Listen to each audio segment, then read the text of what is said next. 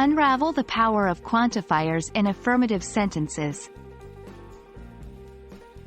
Hello everyone, and welcome back to our English language learning series. Today, we'll be focusing on a very important aspect of the English language: quantifiers in affirmative sentences. These are words or phrases like several, a few, and a couple of that we use to indicate quantity. So, let's get started. Quantifiers are words or phrases that we use in English to show how much or how many of something there is. In affirmative sentences, these words help us convey specific amounts without necessarily giving a precise number. Today, we'll be focusing on several, a few, and a couple of. Several is used for a small number that is more than a couple but not a lot. It's typically used for countable nouns.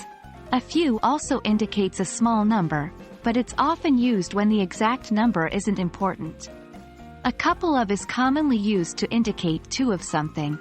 Although in casual conversation it can sometimes mean a small number that's more than two. Let's start with several. This quantifier can be used to refer to an uncertain but somewhat small number. For example, I have read several books on the topic. She has several dogs at home. You'll notice that several is flexible.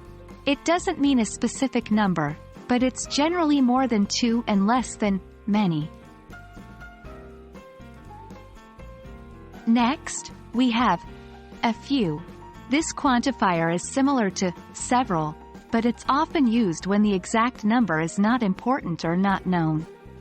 For example, we've got a few tasks to finish before we can go home. I need a few minutes to get ready. A few suggests that there is more than one, but not a large number. Finally, we have a couple of. This phrase generally means two, but it's often used informally to mean a small number more than two. For example, I need a couple of days off. She bought a couple of apples. Note that this phrase is more informal, and is often used in casual conversation. And that's it for today's lesson on using quantifiers in affirmative sentences. Remember, several, a few, and a couple of are all useful ways to express quantity without being specific. They're essential tools in your English language toolkit. Keep practicing using these quantifiers, and you'll be a pro in no time. Thanks for tuning in, and see you in our next video.